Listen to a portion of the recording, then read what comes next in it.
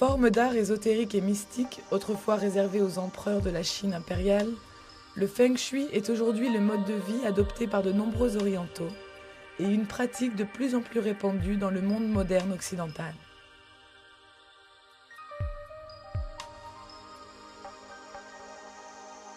Les racines de cette philosophie ancestrale orientale, née des milliers d'années avant Jésus-Christ, sont profondément enfouies dans le passé mythologique de la Chine. Une grande partie de l'histoire de sa naissance s'étant perdue dans la nuit des temps. Nous savons toutefois que l'astrologie, la divination, les croyances religieuses locales, ainsi que la foi la plus intense de Chine, le taoïsme, ont fortement influencé l'évolution du Feng Shui.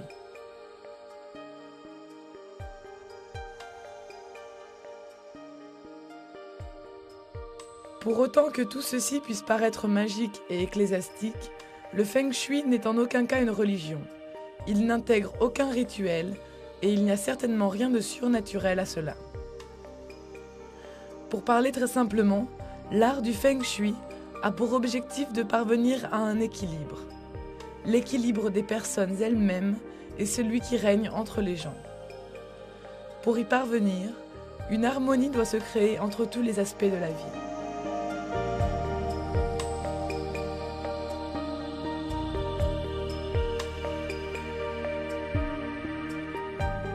Ce programme a été spécialement conçu pour vous aider à atteindre cet équilibre grâce à la méthodologie Feng Shui. Vous allez pouvoir en découvrir les principaux concepts. Si l'on considère que des milliers d'années de connaissances résident derrière sa pratique, il serait malhonnête de prétendre qu'une heure suffit pour épuiser cet immense sujet aux multiples dimensions. Nous allons toutefois insister sur certains des principes les plus élémentaires et les plus fondamentaux de cette forme d'art ancestral que l'on peut mettre en pratique sans problème et sans trop de frais.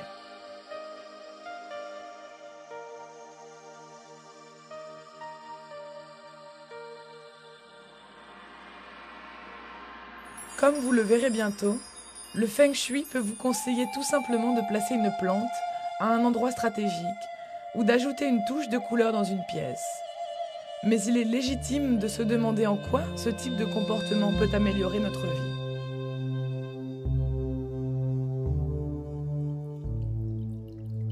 Bien sûr, il n'existe aucune preuve tangible ni scientifique du fonctionnement réel du Feng Shui. Nous ne pouvons nous fier qu'à la parole de ceux qui le pratiquent. Les Occidentaux très rationnels que nous sommes avons tendance à rechercher des preuves scientifiques pour pouvoir croire à des choses de ce genre. Aussi peut-il nous sembler difficile d'adhérer à cette philosophie orientale apparemment mystérieuse.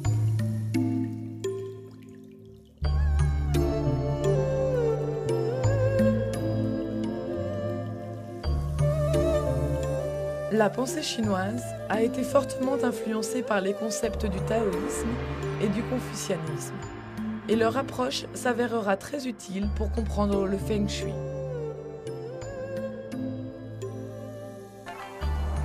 Racine du mot taoïsme, Tao se traduit par le chemin, ou parfois l'univers, et consiste à trouver sa voie vers l'élévation de soi. Associé à la paix, à la méditation, au naturel et à la sérénité, le Tao est passif et fluide. Il n'est absolument pas réfléchi. Le confucianisme a également influencé la pensée chinoise. Le livre des changements, Yi Qing, et le livre des sagesses chinoises y jouant un rôle majeur. La croyance élémentaire est la destinée. Rien n'est laissé au hasard. Ces concepts de Tao et notions de destinée contribuent à établir les bases essentielles du Feng Shui.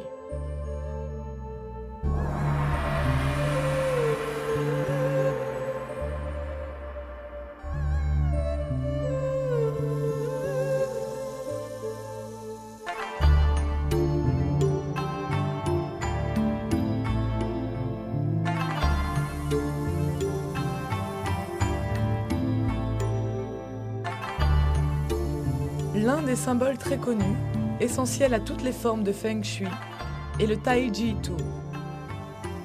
Il englobe véritablement l'idée que chaque chose a son contraire et que chaque chose contient une infime partie de son contraire. L'énergie réceptive du yin et l'énergie créative du yang interagissent de façon positive pour créer un équilibre harmonieux et illustrent parfaitement la manière dont les Chinois appréhendent traditionnellement le monde.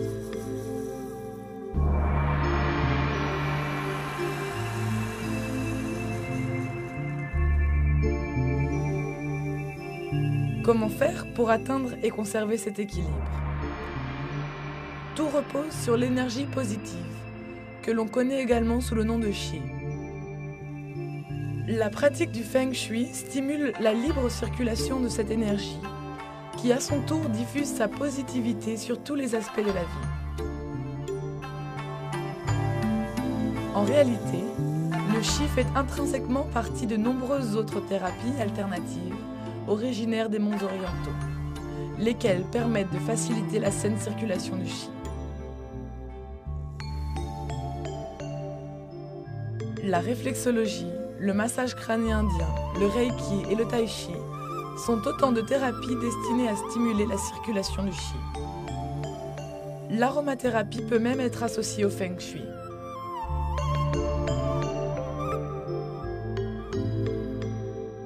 Certaines huiles essentielles peuvent être utilisées pour améliorer divers aspects de la vie.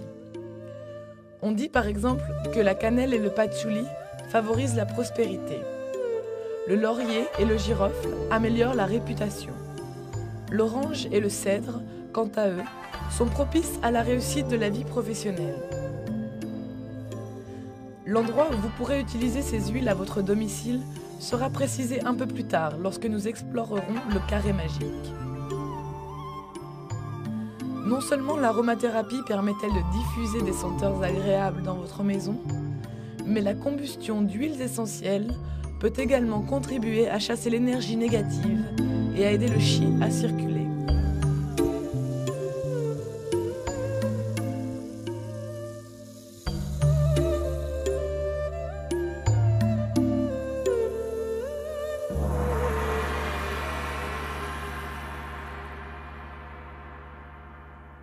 Le meilleur moyen d'assurer la libre diffusion de l'énergie positive dans votre maison consiste simplement à supprimer tous les obstacles et les objets inutiles. Que vous croyiez fermement au Feng Shui ou non, le fait de libérer de l'espace dans votre intérieur est susceptible de produire un effet positif. Il est certain que la plupart d'entre nous a ce sentiment de clarté et d'ordre après avoir terminé un grand nettoyage de printemps.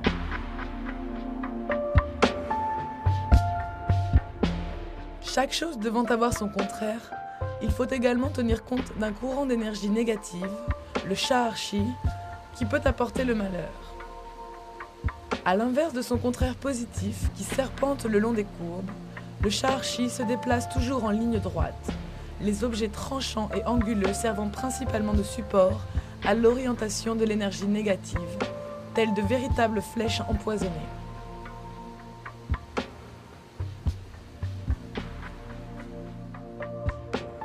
Les merveilleuses formes de l'architecture chinoise reposent toutes sur une méthode ancestrale de détournement du Sha'ar-Chi qui fonctionne à merveille.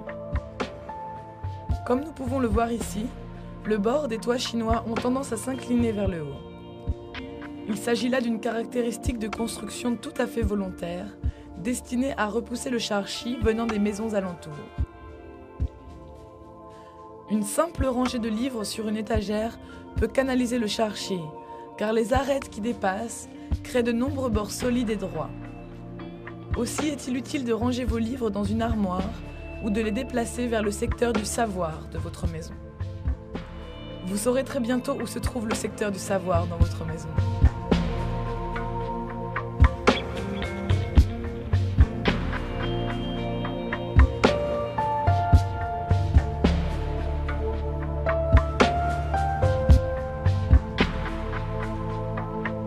Plusieurs systèmes de Feng Shui ont évolué au fil des ans, mais deux types principaux, le Feng Shui de la forme et le Feng Shui de la boussole, se réfèrent davantage à notre sujet d'aujourd'hui, les spécialistes ayant plutôt tendance à les associer. Le Feng Shui de la forme concerne la topologie de la Terre, tout comme le Feng Shui de la boussole qui inclut également des calculs célestes. Un ancien manuscrit, appelé le Yi King, a spécifiquement servi de base à cette pratique, et bon nombre de ces symboles apparaissent autour de la boussole Feng Shui.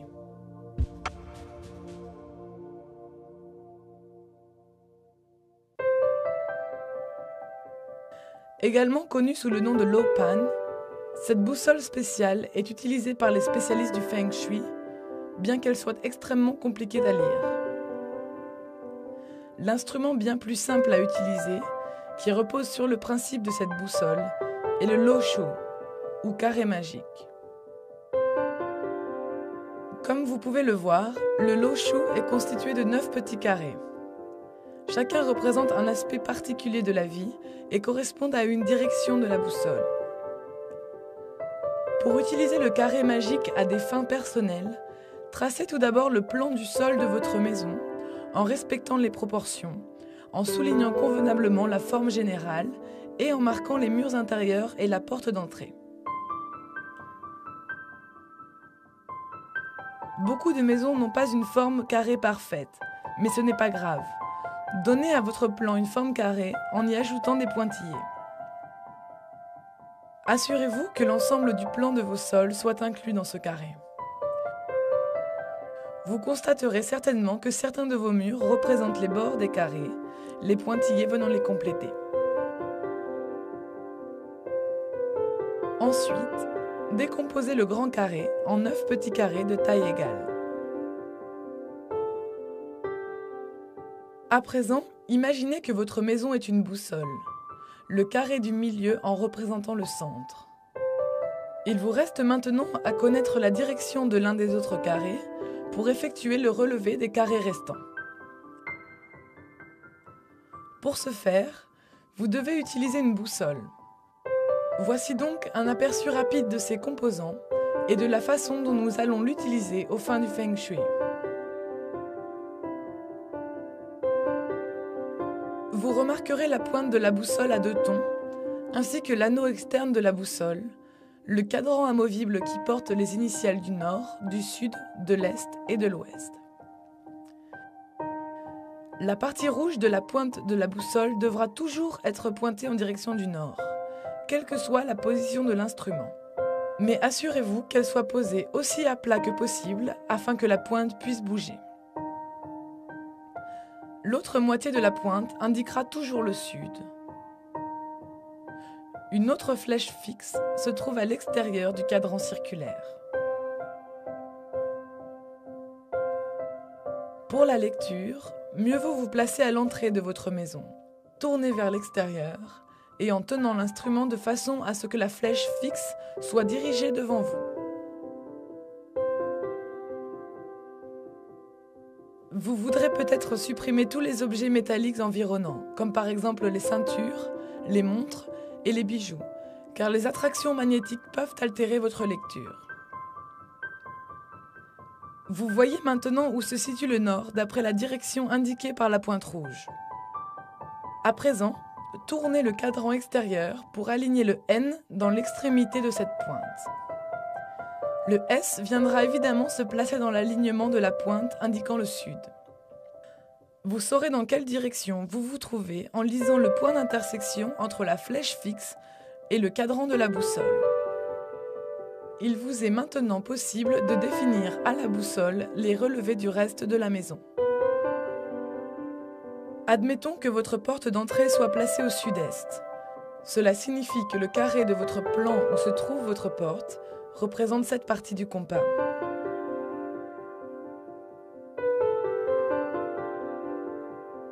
Si l'on tourne dans le sens des aiguilles d'une montre à partir de ce carré, la section suivante sera le carré sud.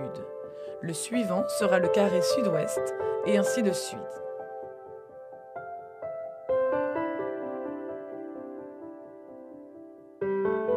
Venons-en maintenant à la partie intéressante et découvrons l'importance que revêt chacun des secteurs de votre habitation dans votre vie.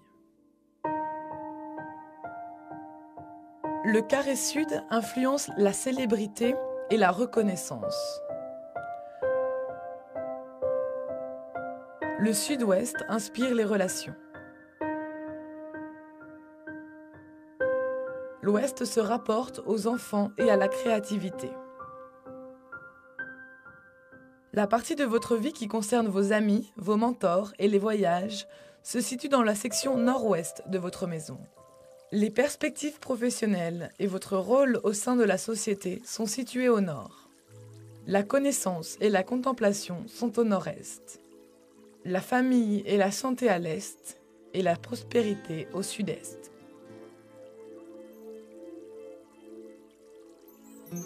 Vous vous apercevrez peut-être qu'un carré ou même deux se trouve dans votre jardin ou dans la maison d'à côté.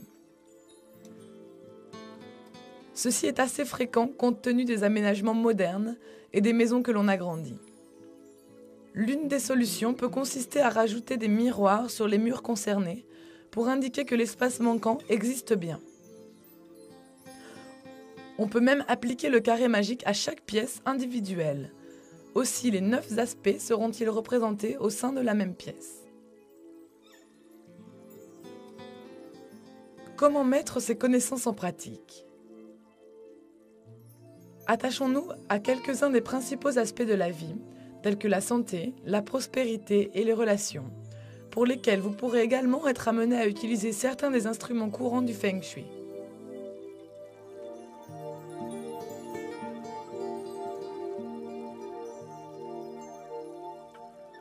En ce qui concerne la santé, le Feng Shui est loin d'être un remède universel.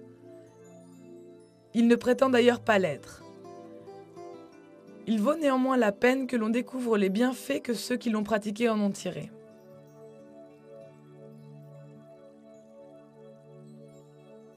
Après avoir souffert de problèmes d'estomac permanents, 3 femmes qui travaillaient dans le même bureau ont vu leur état de santé s'améliorer considérablement après avoir fait appel à un expert en Feng Shui.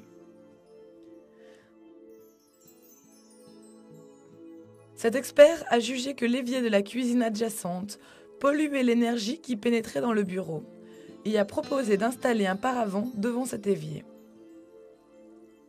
Le soulagement que ces femmes ont ensuite ressenti indique que le Feng Shui a joué son rôle en favorisant une meilleure santé.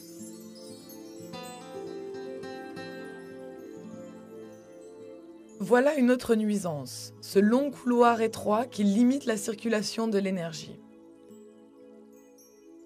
Des parois, des miroirs et des carillons éoliens sont autant de remèdes que l'on peut utiliser dans ce genre de cas. Comme nous l'avons appris dans le carré magique ou l'Oshu, l'Est est le secteur de la santé.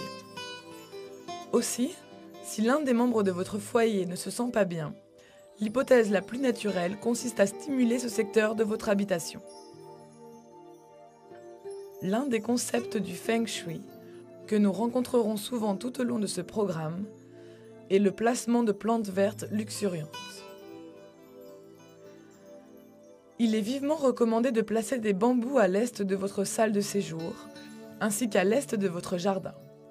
Mais tous les épineux ou encore les plantes rouges ou oranges ne sont pas conseillés, car ils épuisent l'énergie environnante. Les cristaux sont également d'excellents stimulants énergétiques, et il est conseillé de les pendre devant une fenêtre, à hauteur des yeux, pour pouvoir capturer et réfléchir la lumière naturelle du soleil. Peu importe leur taille du moment qu'ils restent propres. Vous pouvez les utiliser partout où vous avez besoin d'augmenter le flux d'énergie.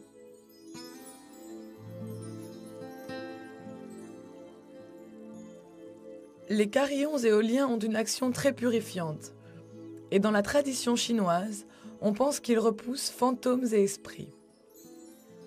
Les experts du Feng Shui ont des points de vue très différents quant à l'utilisation de carillons en métal ou en bois.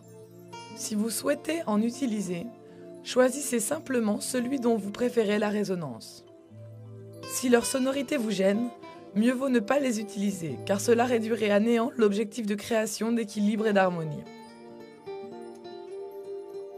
Vous pouvez utiliser à la place des flûtes de bambou, qui devront être accrochés 2 par 2 dans un angle. La prospérité, autre source de haut et de bas dans la vie, se situe dans le secteur sud-est de votre habitation. Accrocher au mur des images qui expriment l'abondance, une forêt par exemple, peut vous permettre d'améliorer vos finances. Une suggestion plus judicieuse serait de disperser des pièces Feng Shui. Placez-en près de votre chéquier, de vos relevés de compte ou dans votre porte-monnaie. Vous pourrez peut-être ainsi attirer la chance sur vos finances. On dit aussi que la médaille grenouille Feng Shui attire la prospérité dans une demeure ou dans un bureau. La légende raconte que pendant les nuits de pleine lune, une créature mythologique apparaît près de certaines maisons qui peuvent alors s'attendre à recevoir chance et prospérité. Si vous placez la grenouille dans un angle de votre secteur de prospérité, vos perspectives financières seront positives. Et placée sur la porte d'entrée, sa face tournée vers l'intérieur de la maison, elle symbolise la rentrée d'argent. Les relations sont influencées par le Feng Shui. Elles se situent dans les pièces au sud-ouest de votre habitation. Les personnes en quête d'un nouvel amour doivent éviter tout sentimentalisme dans ce secteur. Par exemple, une photo qui vous rattache au passé ne devra pas être accrochée, car elle empêchera le futur d'entrer librement dans votre vie. Mieux vaut également éviter les plantes, car elles détruisent la force dans cette zone. Vous préférerez utiliser des sources lumineuses, par exemple 2 bougies ou une lampe, qui énergiseront cette zone.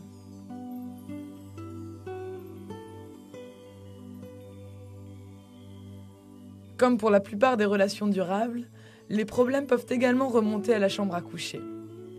D'ailleurs, nous aborderons ce sujet un peu plus tard, lorsque nous appliquerons le Feng Shui à la chambre. Nous devons tout d'abord explorer une autre partie essentielle du Feng Shui, les 5 éléments.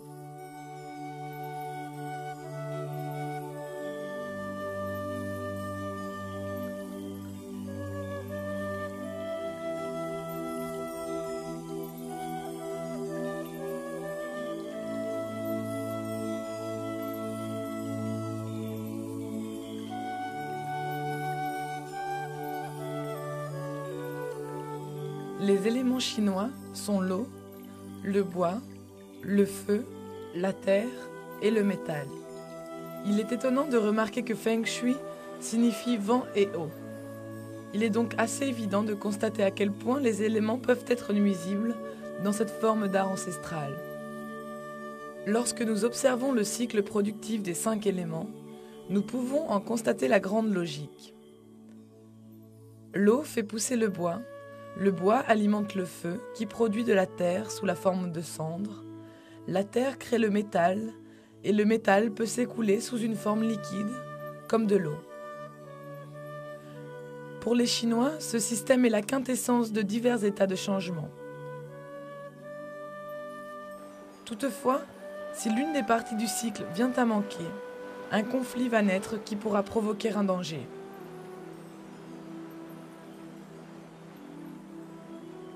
Il y a toujours une solution à ce genre de conflit.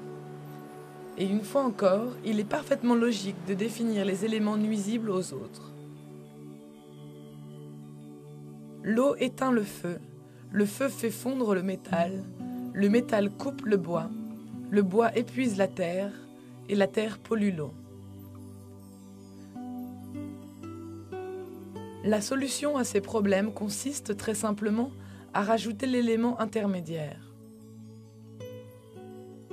Par exemple, le bois se situe entre les forces incompatibles du feu et de l'eau, et il peut rétablir l'équilibre.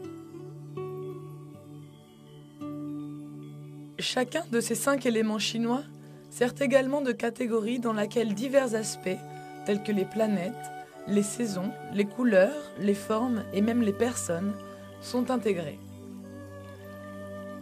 Une personne, en fonction de sa date de naissance, peut définir l'élément auquel elle appartient en calculant son numéro d'étoile personnel.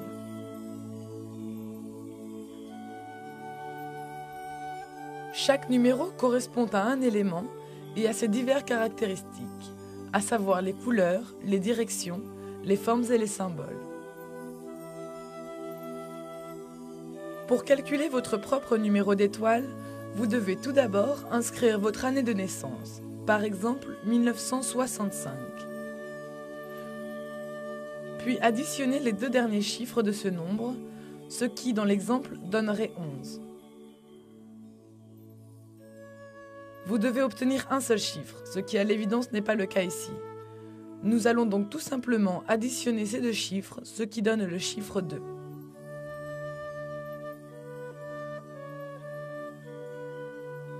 Avant d'expliquer la partie suivante du processus, il est important que les personnes nées en janvier et en février déterminent la date à laquelle le Nouvel An chinois a été célébré l'année de leur naissance.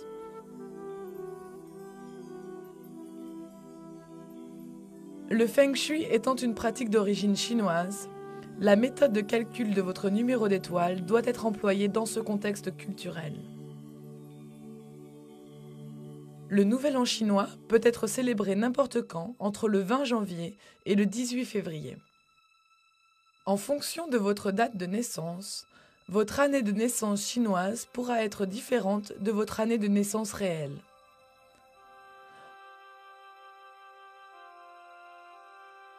En 2004, par exemple, le Nouvel An chinois a été célébré le 22 janvier. Ainsi, les enfants nés avant cette date au mois de janvier auront 2003 pour année de naissance chinoise.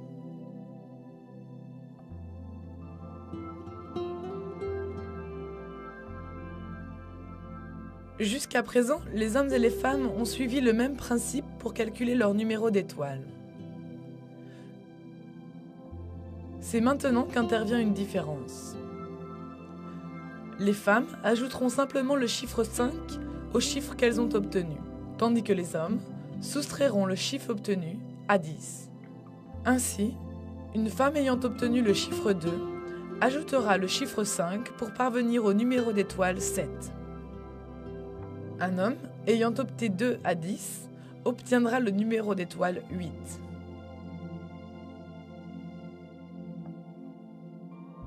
À présent, comparez votre numéro d'étoile à l'un des 5 éléments.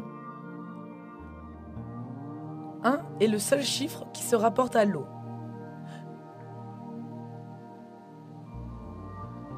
Car 9 correspond à l'élément feu. Et les gens ayant un numéro d'étoile 3 ou 4 appartiendront au bois. Les numéros 6 et 7 désignent l'élément métal, laissant la terre aux personnes dont les numéros d'étoile sont 2, 5 et 8.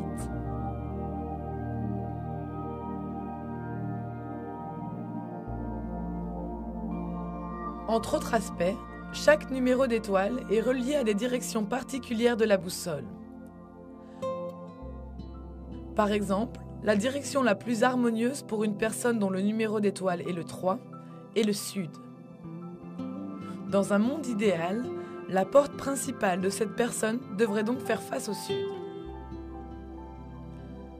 La porte principale désigne celle utilisée le plus souvent, qu'il s'agisse de la porte d'entrée ou d'une entrée secondaire.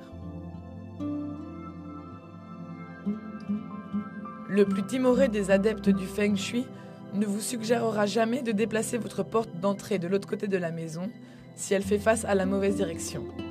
Heureusement, il existe d'autres méthodes moins radicales.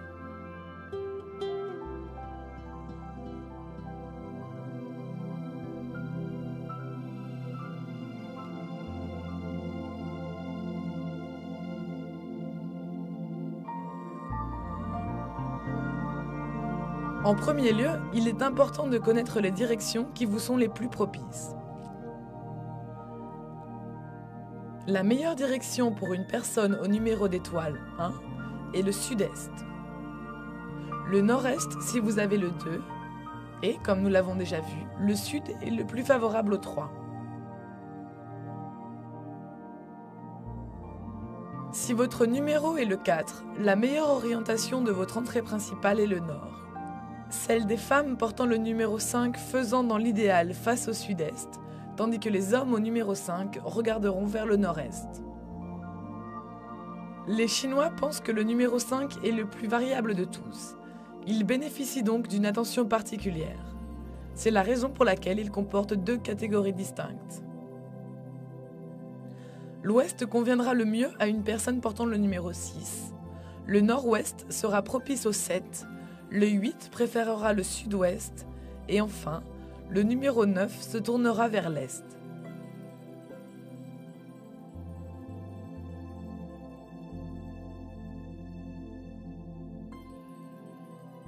Nous avons déjà étudié l'utilisation de la boussole. Vous pourrez donc définir l'orientation de votre porte principale. Vous pouvez maintenant observer sa correspondance avec votre orientation la plus favorable, révélée par votre numéro d'étoile. Si vous ne faites pas partie des chanceux, faites alors référence à votre élément et à sa couleur. Si vous peignez votre porte de cette couleur, vous pourrez repousser la malchance qui pourrait se présenter.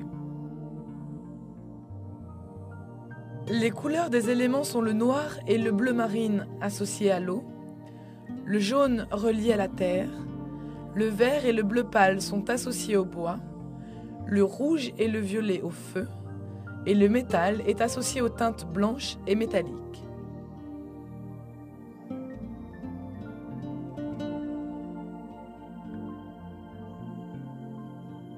Chaque élément a lui aussi des orientations favorites, qui ne correspondent pas forcément aux orientations propices aux personnes associées à cet élément particulier. Par exemple, une personne associée à l'élément eau, portant un numéro d'étoile 1, préférera le sud-est. Néanmoins, l'orientation première de cet élément est en réalité le nord. Le bois privilégie l'est et le sud-est. Le feu préfère le sud. La terre le nord-est, le sud-ouest et le centre. Les orientations du métal sont l'ouest et le nord-ouest. Vous pouvez à présent rassembler tout ce que vous savez sur les éléments et tout ce que vous avez appris sur votre maison en utilisant la technique du carré magique. Comme nous l'avons déjà vu, les divers emplacements des pièces de votre maison sont tous reliés aux éléments. Par exemple, les pièces situées à l'ouest et au nord-ouest seront associées à l'élément métal. Vous pouvez améliorer cette zone en rajoutant l'élément intermédiaire, la terre, en y intégrant sa couleur, le jaune par exemple. On agira de même pour rétablir l'équilibre dans cette zone, au cas où le feu, élément conflictuel du métal, y soit présent. Il vous est possible d'inclure d'autres images et d'autres formes à votre intérieur pour représenter plusieurs éléments, comme par exemple la tortue ou des lignes ondulées pour désigner l'élément eau, un dragon ou une forme rectangulaire désigneront le bois, un phénix ou un triangle représenteront le feu, un empereur et un carré pour la terre, et pour le métal, un tigre ou des formes rondes et ovales.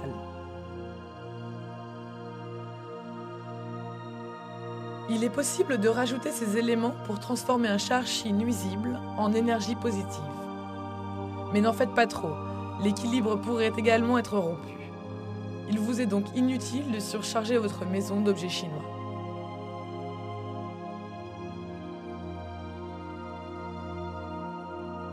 Votre maison peut également être située sur la ligne active d'une énergie négative extérieure. Rappelez-vous, ce sont ces flèches empoisonnées ou char-chi. Vérifiez la présence d'objets solides, droits et anguleux pointant vers votre porte d'entrée. Les objets fabriqués par la main de l'homme sont généralement à éviter. Les câbles téléphoniques, les murs élevés et les routes servant plus particulièrement de support au char-chi. Pour détruire ces flèches empoisonnées, vous pouvez utiliser un miroir octogonal, pas quoi, en vous assurant qu'il ne peut diriger le char-chi sur les maisons de vos voisins. L'identification claire de votre maison est importante pour promouvoir de bonnes perspectives professionnelles.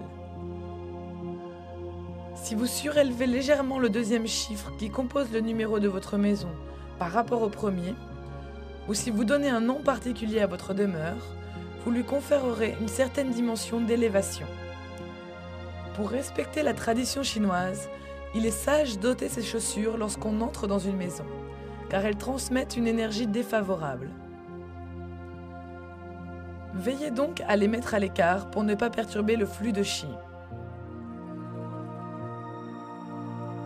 S'il existe une autre porte donnant sur l'extérieur, ou si votre escalier est situé à l'opposé de l'entrée que vous empruntez généralement, l'énergie positive peut se dissiper dès son arrivée, sans avoir été répartie en profondeur. Une plante, surmontée d'un carillon éolien, peut vaincre ce problème en diffusant le chi dans d'autres directions. Les plantes contribuent idéalement à la répartition du chi et créent généralement une atmosphère agréable. Mais elles doivent être soignées. Tout signe de maladie révèle la présence d'une énergie stagnante. Les fleurs séchées sont donc à proscrire également.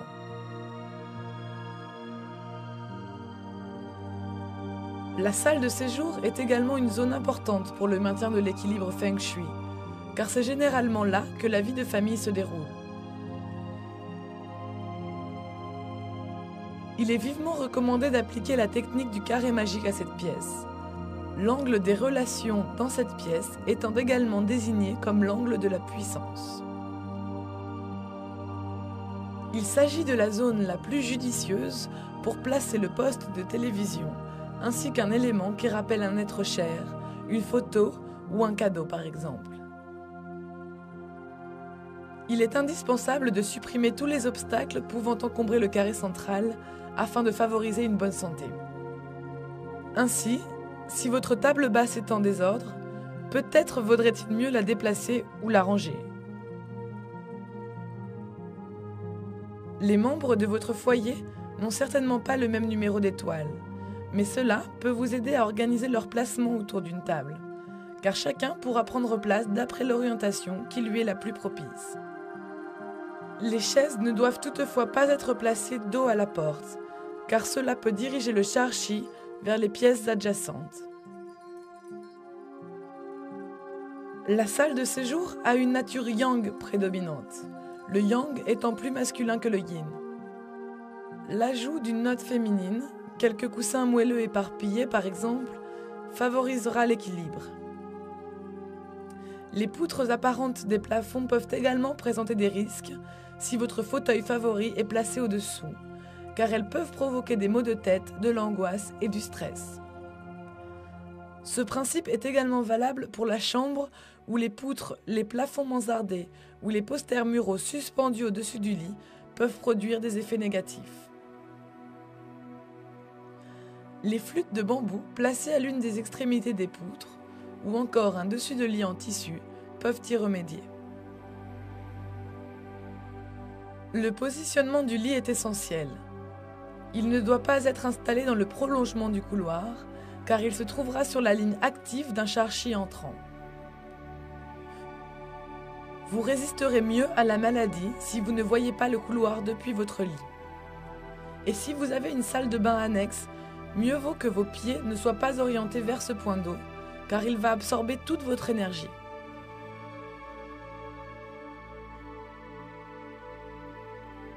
Les fenêtres ont également une nature absorbante.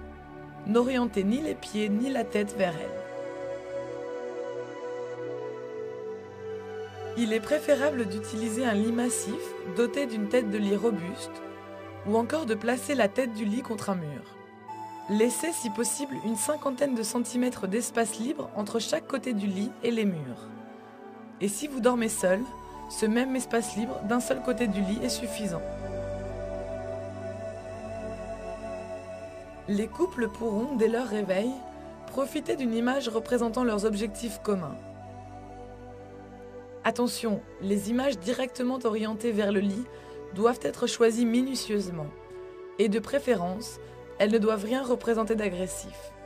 Les reflets d'un miroir sont également peu bénéfiques et perturbateurs, car ils sont annonciateurs de l'arrivée de nouvelles personnes et de nouveaux problèmes dans la relation. La pose de rideaux en tissu ou le rangement des miroirs dans les placards constitue la réponse logique. Comme dans toutes les pièces de la maison, mieux vaut éviter les angles qui vont canaliser le char-chi. Autant que faire se peut, Évitez que ces objets soient dirigés vers des chaises ou des lits. Plus une pièce comporte de lignes courbes, sur ses meubles ou par des formes douces, mieux c'est.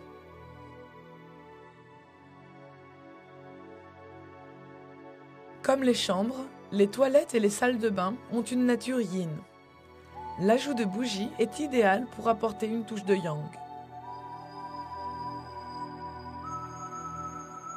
Un robinet ou un réservoir qui fuit indique que votre argent se dilapide.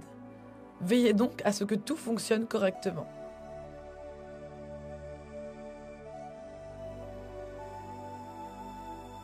Le Feng Shui conseille d'équiper la salle de bain d'une fenêtre, mais des miroirs, aussi grands que possible, pourront faire l'affaire s'il s'agit d'une pièce aveugle. 4 miroirs, un sur chaque mur, permettront d'envelopper la pièce de chi. 2 miroirs pourront suffire s'ils sont placés l'un en face de l'autre. On dit même que cette disposition peut supprimer les odeurs tenaces.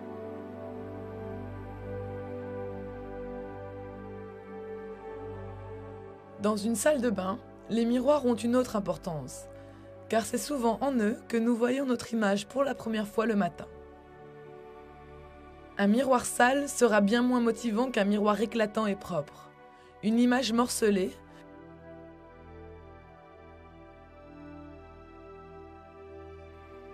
éventuellement obtenue en regardant dans 2 miroirs apposés sur des portes de placard, pourra également dégager une impression de soi négative et morne.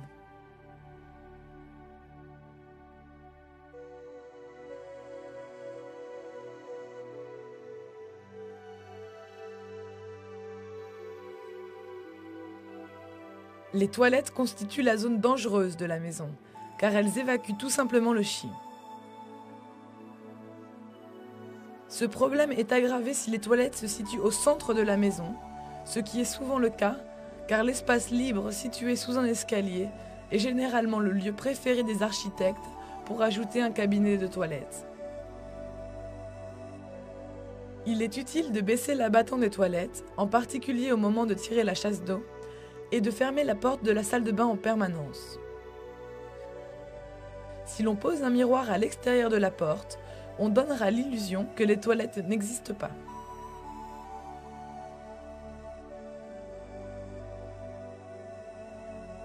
Ces petits remèdes seront également utiles si les toilettes font face à la porte d'entrée, ce qui pourrait signifier que le nouveau chi est aspiré immédiatement avant de pouvoir se diffuser dans le reste de la maison. Appliquez également ces principes si les toilettes sont adjacentes à la cuisine, car l'élément eau des toilettes sera en forte opposition avec l'élément feu de la cuisine.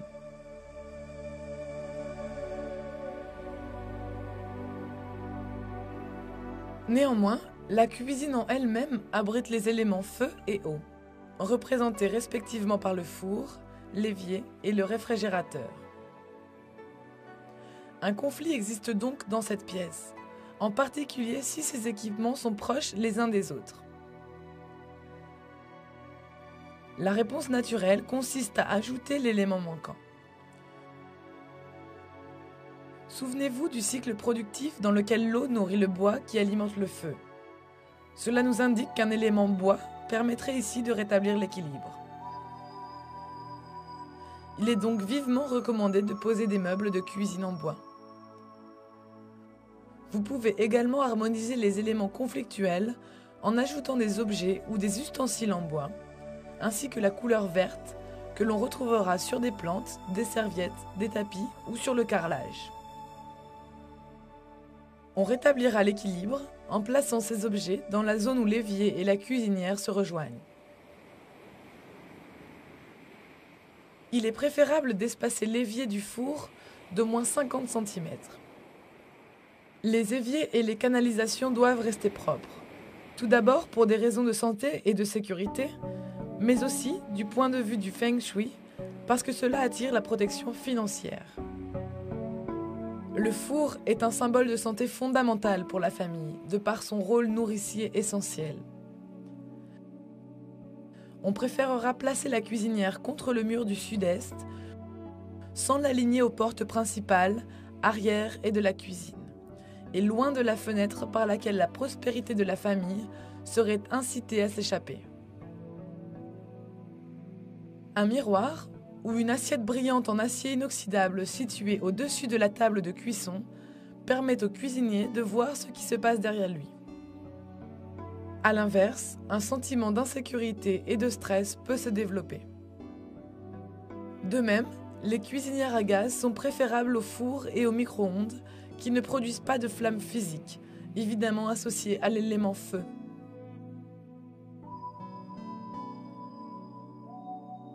La cuisine réside au cœur de l'habitation familiale.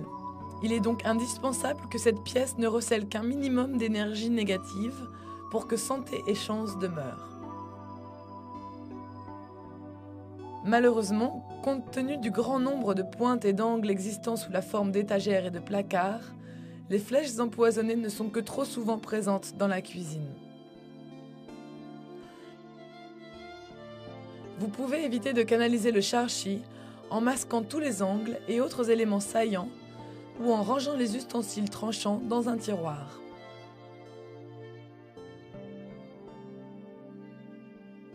Les Chinois pensent que le fait de manger est indispensable pour nourrir le corps et l'esprit, et que ce processus ne doit être perturbé en aucune manière.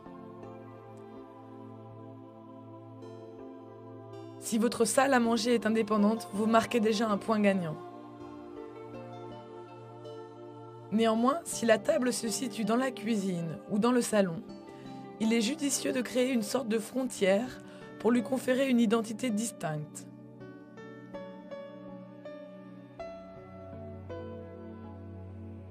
Cette limite peut être matérialisée par des paravents ou des plantes, permettant ainsi à la famille de prendre ses repas sans être dérangée. Dans la tradition Feng Shui, l'élément principal de votre salle à manger doit être la table. Ceci peut sembler évident, mais une décoration chargée et une profusion de bibelots autour de ce point central peuvent être dérangeants.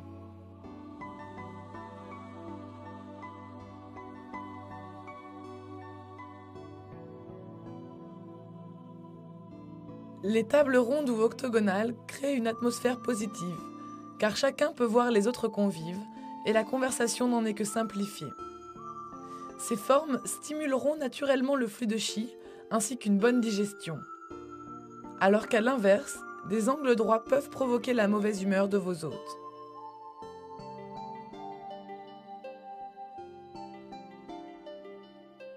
On dit également que si la table est placée trop près de la porte principale, cela favorise la gourmandise et l'inhospitalité. Autour de la table, les chaises seront réparties en nombre pair pour représenter la chance, qui, comme la communication, sera favorisée si les chaises ont des accoudoirs. Vous pouvez mettre le Feng Shui en pratique dans votre intérieur, mais également dans votre jardin. Et le même principe de suppression des obstacles s'appliquera. Jetez immédiatement tous les pots cassés, les saletés et les plantes mortes.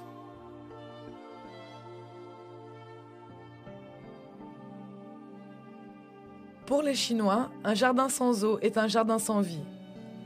Mais un bassin stagnant ou une rivière à eau vive ne sont pas indiqués pour faire circuler le chi.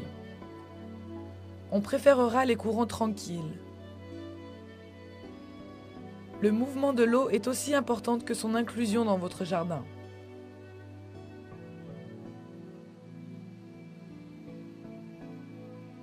Les fontaines, quelle que soit leur taille, sont favorables au Feng Shui, tout comme le poisson doré, symbole chinois de la chance, que l'on utilisera en nombre impair. Il est indiqué de placer un bassin à poissons au sud de votre jardin si vos finances sont chancelantes.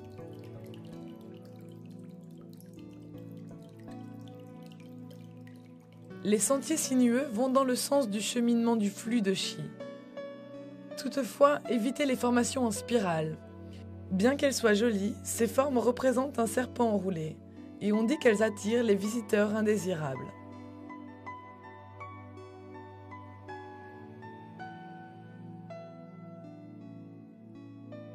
Les jardins chinois abritent souvent des statues pour éloigner les intrus et faire entrer la chance.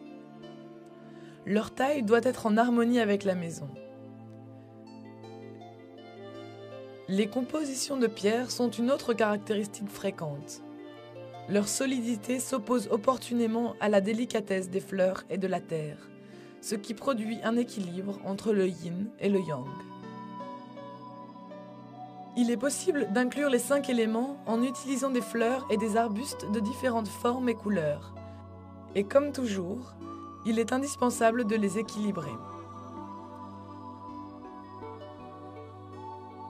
Reportez-vous aux couleurs et aux formes associées à chaque élément pour décider des fleurs et des accessoires les plus appropriés. Par exemple, des fleurs jaunes accompagnées d'accessoires rectangulaires représenteront l'élément terre. Si une partie de votre jardin est cultivée et entretenue, il sera judicieux de laisser une autre partie dans son état naturel et sauvage. Vous favoriserez ainsi tant l'équilibre que l'évolution naturelle de la faune et de la flore.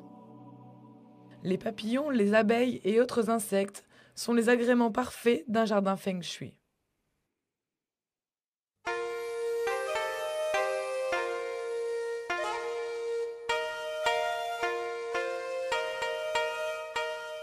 Vous voudrez peut-être appliquer le feng shui à votre lieu de travail pour créer un environnement agréable et encourager des négociations fructueuses.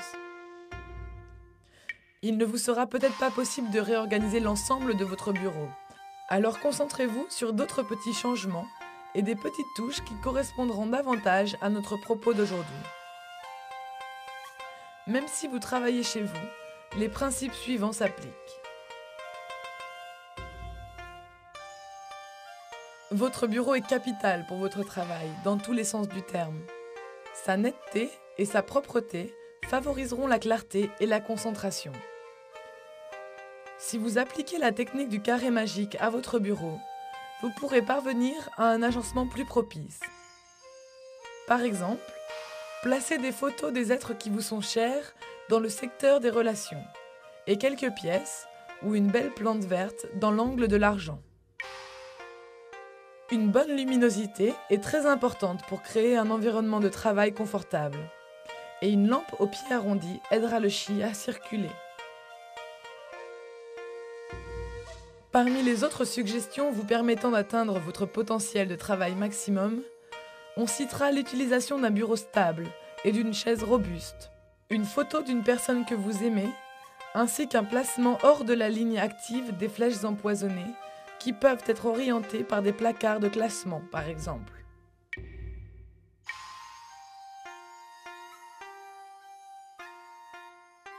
Dans l'idéal, vous devez apercevoir la porte depuis votre bureau. Sinon, des sentiments de paranoïa et de mauvaise estime de soi pourront se développer. Si vous ne voyez pas la porte, placez un miroir de façon à en voir le reflet. Un téléphone qui ne cesse de sonner est on ne peut plus stressant. Si vous placez une lourde pierre dans cette zone, une partie de cette énergie pourra être absorbée. Un téléphone qui ne sonne jamais peut également être perturbant dans une entreprise, auquel cas vous stimulerez l'énergie en accrochant un cristal au-dessus du téléphone. De plus en plus d'entreprises font appel à des experts en feng shui pour la conception de leur bureau. Et ils estiment que cet investissement en vaut la peine. En réalité, de plus en plus de gens se tournent vers des spécialistes pour faire de leurs intérieurs des havres feng shui. Mais évidemment, cela dépend de votre degré de croyance et de votre envie de vivre selon les préceptes feng shui.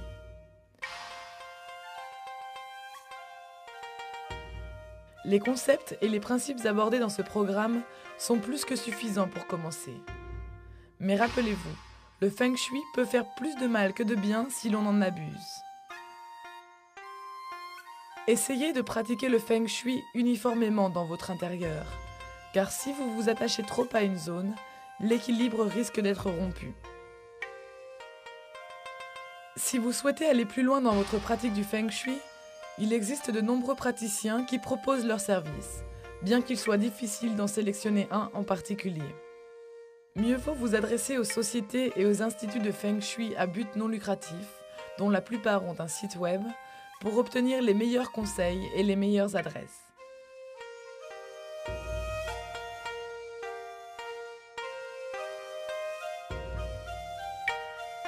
Jamais il n'existera de programme, de livre, ni même de temps suffisant pour couvrir cette forme d'art si variée qu'est le Feng Shui, cette pratique millénaire. Les aspects étudiés aujourd'hui ne sont que l'un des détails du tableau.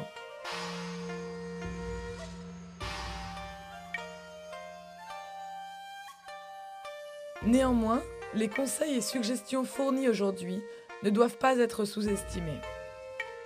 Qui sait les changements que le Feng Shui peut apporter dans votre vie? Et même si vous pensez que le Feng Shui n'aura aucun effet, vous ne risquez rien à essayer. Vous aurez pour le moins créé un environnement ordonné et rangé.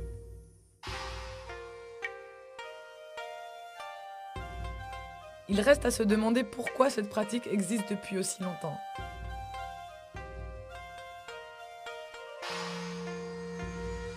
Né il y a plus de 6000 ans, le Feng Shui n'est pas une lubie, même s'il est devenu une mode chez les Occidentaux modernes.